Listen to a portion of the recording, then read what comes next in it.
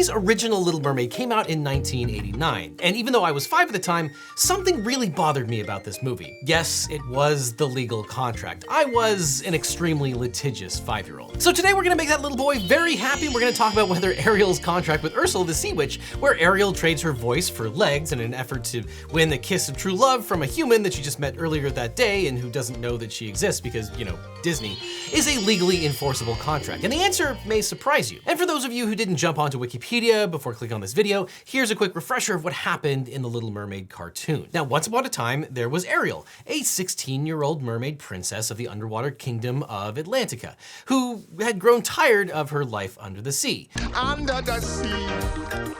Under the sea.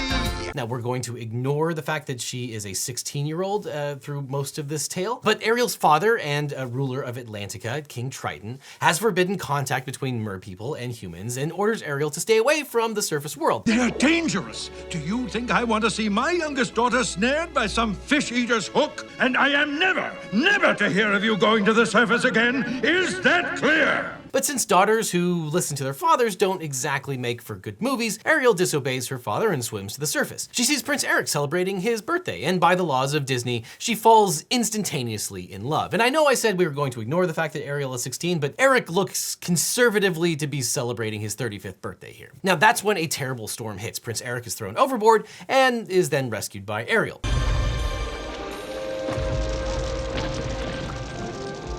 When her father finds out Ariel not only rescued a human from drowning, but is in love with him, an outraged King Triton destroys Ariel's grotto of human artifacts, devastating her. This, in retrospect, seems way more abusive than it did 25 years ago. And just a small bit of unsolicited advice: do not take parenting tips from Disney movies. I don't care if you're upset. You do not destroy your teenager's entire grotto of misunderstood human artifacts. Now, theoretically, someone might need to call Child Protective Services on King Triton, but that's a topic for a different video. And it's with Triton's opening that Ursula seizes the opportunity to begin contract negotiations with Ariel. Now, immediately after Triton's destruction of the grotto, Ursula's 2 moray eels, Flotsam and Jetsam, pounce on a crying Ariel like a credit card company on a college freshman. Don't be scared. We represent someone who can help you. Someone who can make all your dreams come true. And the eels are acting as agents of their principal, Ursula. This all checks out. In a principal-agent relationship, the agent has legal authority to speak and act on behalf of another, which can include the power to negotiate contracts. Here, Flotsam and Jetsam have declared that they represent Ursula, the Sea Witch, and have the authority to communicate on her behalf. So far, so good. Now, pursuant to that authority, they have invited Ariel to meet with Ursula to negotiate an agreement, though for some reason the screenwriters did not decide to phrase it in that way. Now, Ariel then follows the eels back to Ursula's lair, where the Sea Witch details the terms of their proposed agreement in song. Come on, you poor unfortunate soul! Go ahead, make your choice. I'm a very busy woman and I haven't got all day. It won't cost much, just your voice. Ursula is expressing her intention to make a deal with Ariel and communicates the specific terms and consideration of the proposed agreement. Ursula offers to make Ariel a human for 3 days in exchange for Ariel giving Ursula her voice. And if Ariel does not receive the kiss of true love from Prince Eric within 3 days, then she reverts back to a mermaid and shall belong to Ursula. And citing past historical precedent of previous parties who failed to perform under their contracts, Ursula demonstrates what it means to belong to her. Oh, it's happened once or twice. Someone couldn't pay the price, and I'm afraid I had to rake 'em across the coals. Ariel will be transformed into a polyp and forced to live in Ursula's garden for the rest of her life. So from these circumstances, from both an objective and subjective perspective, one would conclude that Ursula wanted to enter into a contract with Ariel. And also both parties can claim to receive some benefit out of this agreement. Ariel gets legs, and Ursula gets an incredible voice and potentially Ariel's eternal soul. Totally equal. Consideration is a requirement for a contract. So we have a legally sufficient offer supported by valid consideration. Now, while acceptance of an offer can be shown through conduct, the most common way to signal acceptance is through signing a document to indicate that you agree to be bound by the terms of that contract. Now here, Ursula makes clear that the contract will only be valid if Ariel signs the scroll, which Ariel then does. Now, for a contract to be valid, you're looking for a meeting of the minds. You could sign, sometimes you could just verbally say yes, or sometimes your verbal offer and acceptance could be in song. That could be totally valid too. But hold on a second. Ariel can read and write? I mean, I know she gave up her voice, but later on in the movie, why didn't she just take out a piece of paper and write, "Dear Eric, I'm the mermaid who saved you. A sea witch took my voice and I have problems with my father.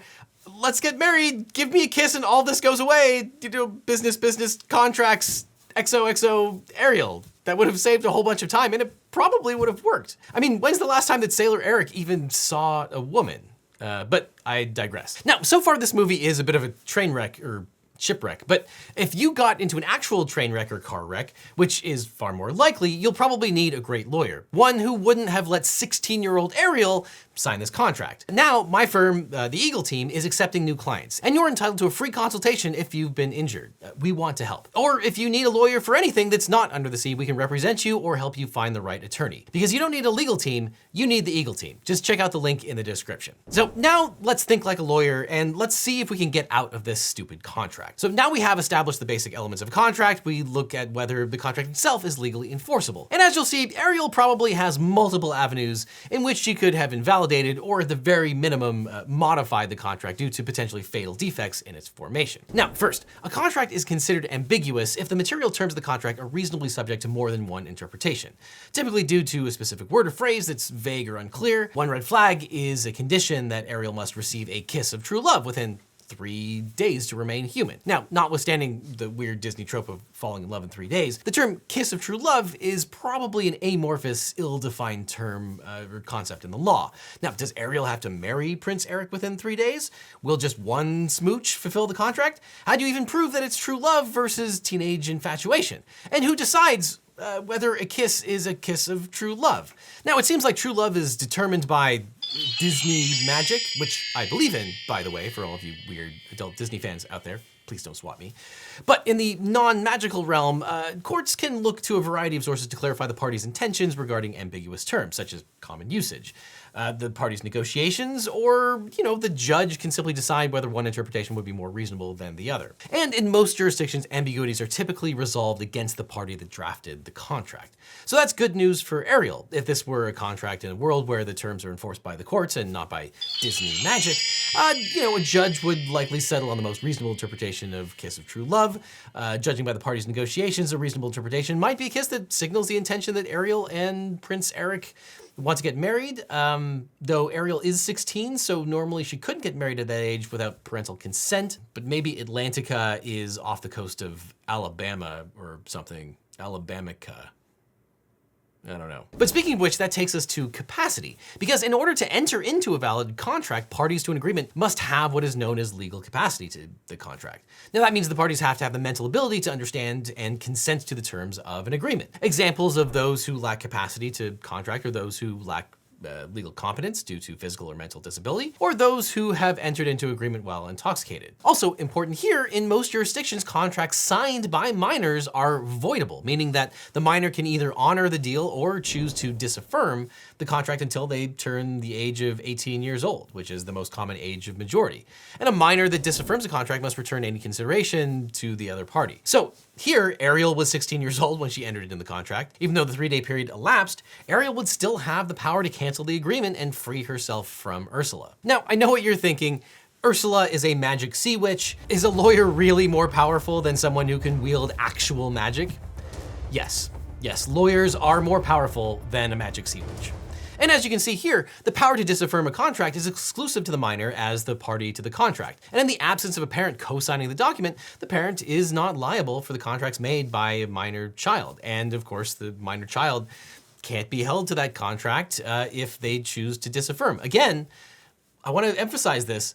Lawyers are more powerful than a magic sea witch. Now, of course, instead of opening up a dialogue with his child and exercising the rights to disaffirm a contract, King Triton just substitutes himself in for the place of Ariel, which goes to show you that you should actively talk to your children, but also you should always talk to an attorney. Sometimes both. Now, what you've seen here is what would be called a novation. A novation is an agreement between two contracting parties to allow for the substitution of a new party for an existing one. Now, the new party will then be bound by the contract, while the replaced contracting party will be relieved of all further obligations. However, both original contracting parties must agree to the substitution to be valid. And here, Ariel is very clearly not approving of the substitution, which makes this novation totally invalid. And in the absence of Ariel approving the novation, this substitution would not be legally binding on Triton. Now, on top of that, there is the question of unconscionability. Even if we fixed the issues of ambiguity and capacity, and for some reason allowed this crazy novation between father and daughter, now Ariel's contract provides such harsh terms that it's probably not legally valid.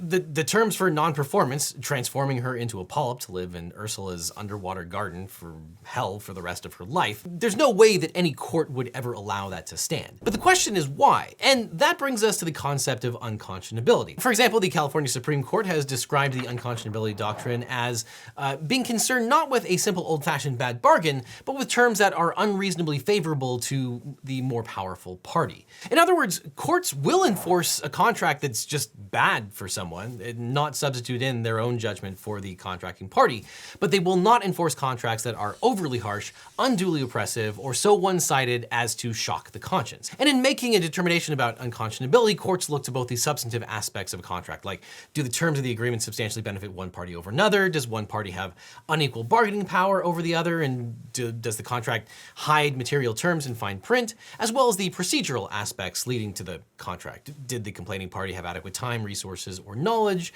to fully understand what they were agreeing to? And of course, here there's lots of elements that point to the contract being unconscionable. Here, Ursula is clearly sophisticated in magic and magical contracts, while Ariel has no such knowledge and zero common sense, making Ariel easy to manipulate. And Ursula did not even recommend that Ariel could consult a Mer lawyer first, who could have helped to explain the lifelong ramifications of the agreement. Though honestly, Ursula didn't exactly hide the bad terms in fine print.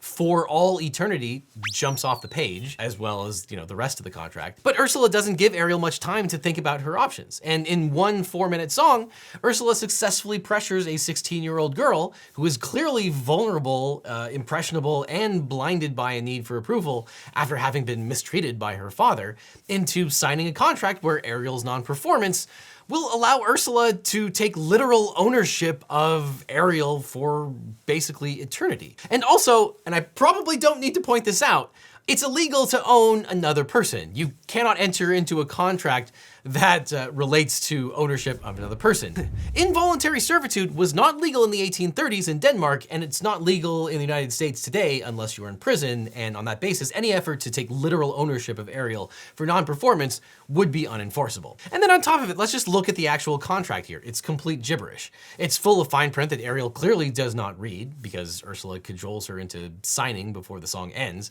And when the camera zooms in on the fine print, it's written in some unintelligible language. I mean, even more unintelligible than a normal legal contract. Now, I understand that animation is expensive, but couldn't they have at least put some actual words on the contract? I mean, look, there's clearly a drawing of Mickey Mouse in the middle of a sentence here. Now, if a court determines that the contract is unconscionable, the court can do 3 things. First, it can void the entire contract as it never existed and make the parties return any benefits to each other, so Ariel would get her voice back and turn back into a mermaid. Second, the court could just void the unconscionable terms and keep the rest of the contract, so you'd probably strike the enslavement provision and Ariel would revert to being a mermaid for non-performance. And then third, the court could uphold the entire contract while modifying the unconscionable terms, likely the same effect as voiding the unconscionable terms, but I don't know, maybe Ariel would then stay a human in that case. But regardless, there's no way for Ariel's contract to be enforceable in its current form. And on top of that, even if this contract was enforceable, Ariel's non-performance could absolutely be excused because Ursula meddled in her performance of the contract. And this could have actual real-world implications because every contract imposes upon each party an implied duty of good faith and fair dealing in the performance and enforcement. A party breaches these duties when their conduct actively interferes with the other party's attempts to fulfill their obligations. And here behind the scenes, we can see that Ursula is secretly working to stop Ariel from performing under the agreement by preventing Ariel from receiving a kiss of true love. But for Ursula's interference, Ariel likely would have received a kiss of true love within the 3-day period as required by the contractual terms. And as a result of Ursula's bad faith actions, Ariel would be excused for her non-performance and would not have reverted back to a mermaid at the end of the 3rd day, and Ursula would be liable to Ariel for all damages caused by her interference. That's if Ariel had had a good lawyer from the very start to battle this magical sea witch. But basically this is a very defective contract that no one in their right mind would have signed, and Ursula doesn't make matters better by actively trying to stop Ariel from performing. Now, Ariel clearly lacks some basic critical thinking skills, but if you'd like to be smarter than Ariel and bone up on your logic, math, and science skills, you can do that with today's sponsor, Brilliant.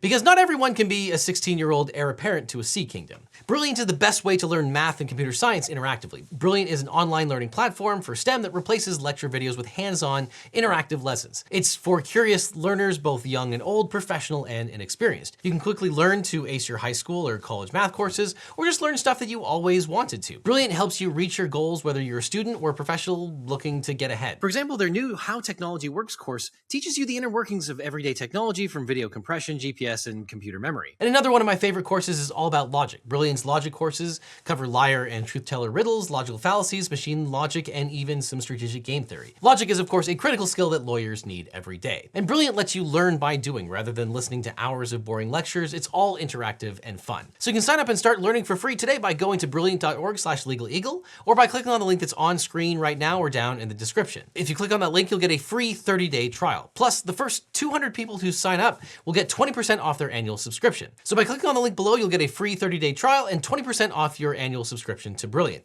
After that, click on this link over here for more Legal Eagle, or I'll see you in court.